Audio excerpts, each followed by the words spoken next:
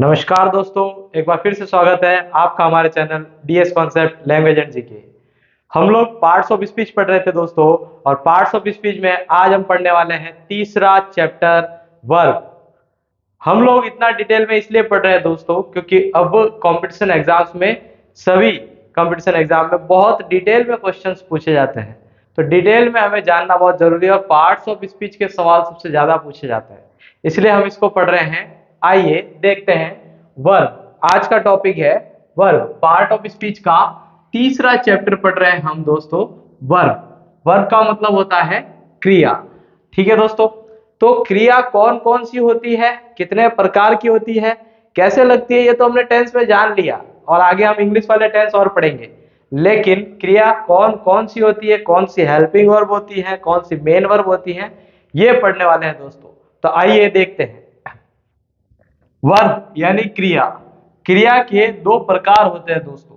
पहला प्रकार होता है ऑर्डिनरी वर्ब और दूसरा प्रकार होता है ऑक्सिलरी वर्ब। ठीक है दोस्तों, ऑर्डिनरी वर्ब का मतलब होता है सामान्य क्रिया, सामान्य क्रिया, और ऑक्सिलरी वर्ब का मतलब होता है दोस्तों सहायक क्रिया। क्या होता है दोस्तों? सहायक क्रिया। अब इन दोनों में फर्क क्या है दोस्तों? जो टेंस में मुख्य क्रिया के रूप में काम आती है हमें, जैसे आना जाना, उठना बैठना, खाना पीना, रोना धोना, ये जो क्रियाएं मैंने बोली है अभी, जिसमें हिंदी में सबके पीछे ना लगा है, तो ये सब हमारी सामान्य क्रियाएं हैं।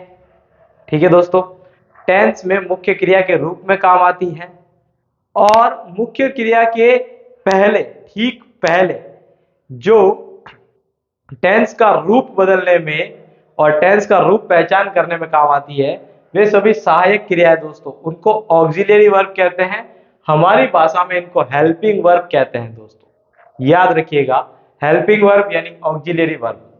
तो हमारे दोनों प्रकार याद रखिएगा, वर्ब के दो प्रकार हैं, ऑर्डिनरी वर्ब और ऑक्सिलरी वर्ब। ऑर्डिनरी वर्ब का मतलब होता है सामान्य क्रिया और ऑक्सिलरी वर्ब का मतलब होता है सहायक क्रिया। आगे चलते हैं दोस्तों। ऑर्डिनरी वर्ब के दो प्रकार होते हैं दोस्तों, ट्रांजिटिव वर्ब और इनट्रांजिटिव वर्ब। ये क्या होती है दोस्तों? ये देखिए, ट्रांजिटिव वर्ब का मतलब होता है सकर्मक क्रिया और इनट्रांजिटिव वर्ब का मतलब होता है अकर्मक क्रिया। सकर्मक क्रिया और अकर्मक क्रिया में क्या फर्क होता है दोस्तों? सकर्मक क्रियाएं वे क्रियाएं होती हैं जिनमें कर्म सहित हो, यानी हम क्रिया से अगर सवाल पूछेंगे क्या और किसको, तो उसमें से कर्म निकल के आएगा दोस्तों।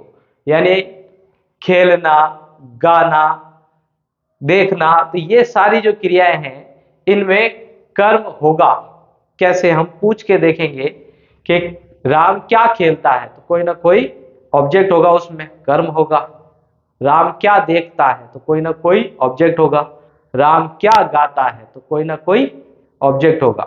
यानी ऐसी क्रियाएं जिनसे क्या और किसको पूछने पर उससे ऑब्जेक्ट यानी कर्म निकल आता है, तो वे सारी सकर्मक क्रियाएं इंग्लिश में ट्रांजिटिव वर्ब होती है दोस्तों। ठीक है, आगे देखिए, इनट्रांजिटिव वर्ब, अकर्मक क्रियाएं वे कौन सी होती है जिनमें मीनिंगफुल सेंटेंस बनाने के लिए उसमें ऑब्जेक्ट की जरूरत नहीं पड़ती, उस वर्ब में से ऑब्जेक्ट निकल कर भी नहीं आता।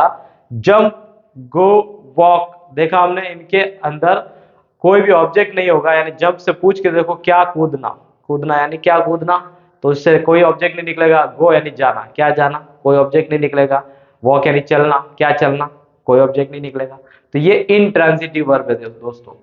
सकर्मक क्रिया और अकर्मक क्रिया का अर्थ पता रखिएगा। सकर्मक यानी कर्म सहित, अकर्मक यानी कर्म रहित। इसमें कर्म नहीं होता है, इसमें कर्म होता है। जैसे एग्जाम्पल, प्ले यानी खेलना, सिंग यानी गाना, वॉच यानी देखना, ये सभी सकर्मक क्रिया है दोस्तों। जंप यानी कूदना, गो यानी जाना, और वॉक यानी चलना, ये अकर्मक क्रिया है दोस्तों।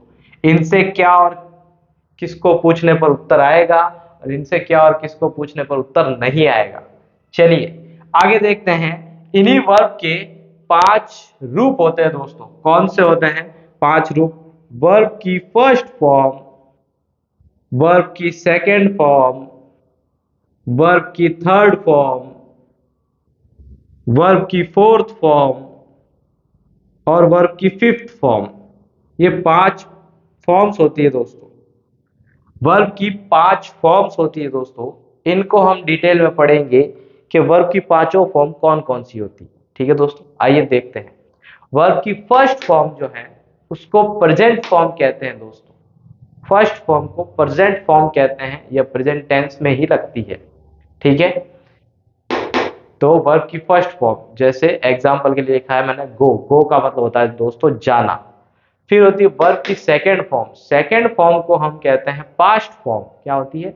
Past form. और पास्ट फॉर्म में भी यह पास्ट टेंस में लगती है। तो सेकंड फॉर्म, जैसे गो की सेकंड फॉर्म होती है वेंट, वेंट का मतलब होता है गया। और वर्ब की थर्ड फॉर्म का नाम है दोस्तों पास्ट पार्टिसिपल फॉर्म। ये एक बार एक एग्जाम में डायरेक्ट पूछा गया है कि वर्ब की थर्ड फॉर्म को क्या कहते हैं। ठीक है दोस्तों, कई बार डायरेक्ट वर्ब की फॉर्म ही पूछ लेते हैं। तो वर्ब की थर्ड फॉर्म को कहते हैं पास्ट पार्टिसिपल फॉर्म। आपको नाम से पूछेगा दोस्तों पास्ट पार्टिसिपल फॉर्म बताइए, यानी वर्ब की थर्ड फॉर्म बतानी है। तो वर्ब की थर्ड फॉर्म को कहते हैं पास्ट पार्टिसिपल फॉर्म। ठीक है दोस्तों। और गो, वेंट, गॉन, गो की थर्ड फॉर्म होती है गॉन, गॉन यानी जा चुका। यह परफेक्ट टेंस में लगती है दोस्तों। आगे देखिए, वर्ब की फिफ्थ फॉर्म जो होती है उसका नाम होता है present participle form. Present participle form जैसे आईएनजी, गो का गोइंग होता है और उसको हिंदी में कहते हैं जा रहा। ठीक है दोस्तों। वर्ब की फिफ्थ फॉर्म होती है सिंगुलर फॉर्म, यानी एक वचन, क्रिया का एक वचन रूप। एक वचन रूप जैसे गोज, एस और यस लगा है, इसका मतलब होता है जाता है, जाती है। ठीक है दोस्तों, ये हमारी हुई सामान्य क्रिया पूरी। सामान्य क्रिया फिर से बता दूंगा दोस्तों, सामान्य क्रिया वे जो हम सुबह से शाम तक कार्य करते हैं और जिन्हें बोलने पर हिंदी में उसके पीछे ना आता है, आना जाना उठना बैठना खाना पीना रोना धोना सोना, ये सभी क्रियाएं हैं। ऐसा नहीं है कि सभी ना वाले शब्द क्रियाएं ही होते हैं, कुछ अपवाद भी होते हैं जैसे चना, घुटना, ये सब क्रियाएं नहीं है। ठीक है दोस्तों, तो आना जाना उठना बैठना खाना पीना रोना धोना सोना ये सारी मुख्य क्रियाएं हैं, ऑर्डिनरी वर्ब्स में आएगी। इसमें से कुछ ट्रांजिटिव वर्ब होती है, सकर्मक क्रियाएं, कुछ इंट्रांजिटिव वर्ब होती है, अकर्मक क्रियाएं। और इनके एग्जाम्पल देख लिए, इनके पांचों रूप देख लिए, अलग अलग टेंस में प्रयोग करते हैं हम इनका। चलिए आगे देखते हैं ऑक्सिलरी वर्ब, सहायक क्रियाएं। ये कौन कौन सी होती है, कैसे लगती है? वैसे इनको हमने थोड़ा सा पढ़ा है पहले भी अलग अलग चैप्टर्स में, अब इनको देखते हैं। सबसे पहले ऑक्सिलरी वर्ब के 2 प्रकार हैं दोस्तों। एक होती है model auxiliary verb, model auxiliary verbs. Model auxiliary verbs का मतलब होता है क्रियार्थ द्योतक सहायक क्रियाएं। क्रियार्थ द्योतक यानी क्रिया का अर्थ प्रकट करने वाली सहायक क्रियाएं। ठीक है, ये सहायक क्रियाएं होती है दोस्तों, और क्रिया का अर्थ प्रकट करेगी, यानी क्रिया का मूड बताएगी कि कैसे वो कार्य करने वाली है। ठीक है, तो क्रियार्थ द्योतक सहायक क्रिया को मॉडल्स यानी मॉडल हेल्पिंग वर्ब कहते हैं दोस्तों, ऑक्सिलरी वर्ब्स। उसमें कौन कौन सी होती है देखिए, can, could, may, might, must, ought, should, would, will, shall, ये सभी मॉडल ऑक्सिलरी वर्ब्स है दोस्तों।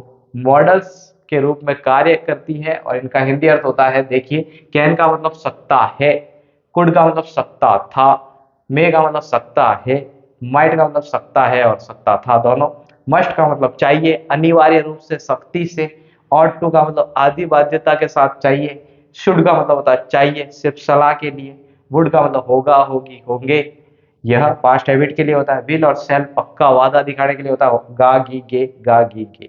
ठीक है, यहीं से आपकी फ्यूचर की एलपी वर्ब्स निकली है दोस्तों, विल और सेल।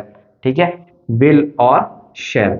और अगर इनके साथ नॉट आ जाए, विल नॉट और शेल नॉट, तो इनका शॉर्ट फॉर्म क्या होता है वो भी याद रखिएगा दोस्तों। विल नॉट का शॉर्ट फॉर्म वांट होता है और शेल नॉट का शॉर्ट फॉर्म शेंट होता है। ठीक है दोस्तों, आगे देखते हैं principal auxiliary verbs. Principal auxiliary verbs यानी प्रधान सहायक क्रियाएं।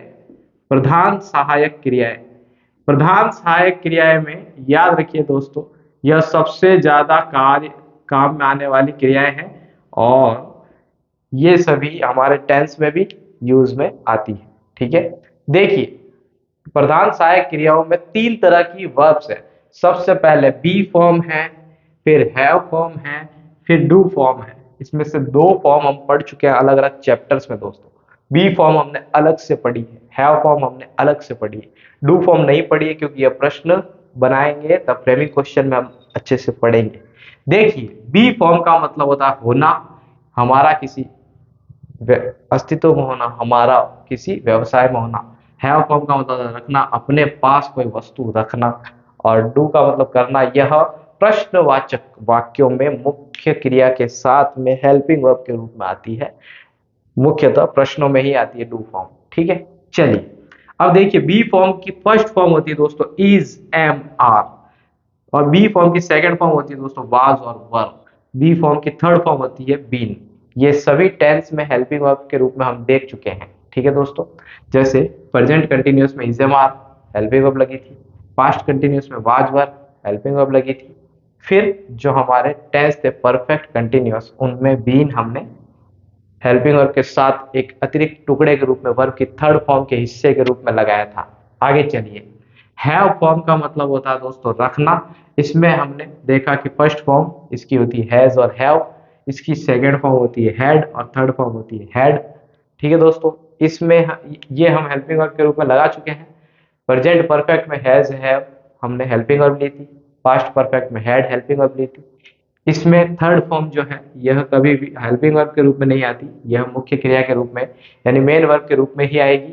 और डू फॉर्म जो है यानी डू फॉर्म का मतलब होता है करना, इसमें फर्स्ट फॉर्म डू और डज होती है, सेकेंड फॉर्म डिड होती है, थर्ड फॉर्म डन होती है। फर्स्ट फॉर्म हम प्रेजेंट में प्रश्न बनाते समय लगाएंगे, और ये हमने प्रेजेंट सिंपल में हेल्पिंग वर्ब भी निकाली थी नेगेटिव के लिए, याद होगा दोस्तों। डिड जो है वो सेकेंड फॉर्म की हेल्पिंग वर्ब होती है। ठीक है, मतलब पास्ट में हमने डिड को हेल्पिंग वर्ब बनाया था। डन कहीं भी हेल्पिंग वर्ब के रूप में नहीं आती दोस्तों, यह मुख्य क्रिया के रूप में ही आएगी। ये हो गई आपकी क्रियाएं पूरी, वर्ब्स इतनी ही है दोस्तों। अब आपका एक कार्य है कि आपको ज्यादा से ज्यादा ऑर्डिनरी वर्ब्स पढ़नी है। ऑर्डिनरी वर्ब्स पढ़ने के लिए आपको क्या करना है कि कोई भी एक गाइड या कोई भी एक किताब या कोई भी पासबुक ले लीजिए और उससे आप पढ़ना शुरू कीजिए। लगभग आपको 200-300 डेली यूज की वर्ब्स आनी चाहिए, तब आप इंग्लिश बना पाएंगे दोस्तों। सबसे पहले आप वे वाली वर्ब्स शुरू कीजिए जो सेम सेम है, जैसे cut cut cut, put put put, burst burst burst. ये सारी क्रियाएं बहुत कम है, ये याद आसानी से हो जाएगी। आप सबसे पहले वो कीजिए याद। फिर आपको यूनिवर्सल वाली यानी जो तीनों बदलती है, गो वेंट गॉन, सिंग सैंग संग, सिंक सैंग संक, ड्रिंक ड्रैंक ड्रंक, ये वाली वर्ब्स याद करनी चाहिए दोस्तों। वो थोड़ी अनोखे तरीके से बोली जाती है इसलिए जल्दी याद हो जाएगी आपको। फिर उसके बाद आप सिर्फ वो वाली याद कीजिए जिसकी सेकेंड फॉर्म और थर्ड फॉर्म सेम होती है, जैसे learn learned learned, burn burn burned, build built built, यानी एक फॉर्म में बनेगी दोस्तों। ये सभी आपको याद कर लेनी है। उसके बाद जितनी बचेगी उन सब में ईडी लगाने से बनता है, ईडी लगाने से सेकेंड फॉर्म और थर्ड फॉर्म बनता है। तो ईडी लगाने वाली वर्ब में आपको सिर्फ फर्स्ट फॉर्म पढ़नी है और उसका हिंदी अर्थ पढ़ना है। ठीक है, फिर आप मोस्टली वर्ब्स इसी तरह से याद करेंगे और आपकी वर्ब्स क्लियर हो जाएगी। ऑर्डिनरी वर्ब्स ज्यादा से ज्यादा याद करें दोस्तों। ऑर्डिनरी वर्ब्स में ट्रांजिटिव और इंट्रांजिटिव का फॉर्मूला मैंने बता दिया। ट्रांजिटिव वर्ब को पहचानने के लिए आपको क्रिया से पूछना है क्या और किसको, क्या और किसको का जवाब आता है तो वह एक ट्रांजिटिव वर्ब है यानी सकर्मक क्रिया है। और अगर क्या और किसको पूछने से जवाब नहीं आता है तो वह एक इंट्रांजिटिव वर्ब है यानी अकर्मक क्रिया है दोस्तों। वर्ब को पहचानने के यही फॉर्मूला है, ट्रांजिटिव है या इंट्रांजिटिव है। ठीक है दोस्तों, ये हुआ आपका ऑर्डिनरी वर्ब को पहचानने का फॉर्मूला। ऑर्डिनरी वर्ब ज्यादा से ज्यादा पढ़ेंगे तब आपको समझ में आने लगेगी, अंग्रेजी बनानी आ जाएगी। ये आपके ऑर्डिनरी वर्ब का फॉर्मूला पूरा हुआ दोस्तों। ऑक्सिलरी वर्ब कौन कौन सी होती है? Is, am, are, was, were, has, have, had, will, shall, can, could, may, might, must, ought, should, would, will, shall, ये सभी जो वर्ब्स होती है ये सभी वर्ब्स हेल्पिंग वर्ब होती है दोस्तों। ऑक्सिलरी वर्ब कहते हैं इनको। इसमें से भी मॉडल ऑक्सिलरी कौन सी है और प्रिंसिपल ऑक्सिलरी कौन सी है ये हमने देख लिया दोस्तों। ठीक है, अब हम आगे के चैप्टर में कल चर्चा करेंगे एडजेक्टिव की। आज का टॉपिक यही समाप्त करते हैं दोस्तों। नमस्कार।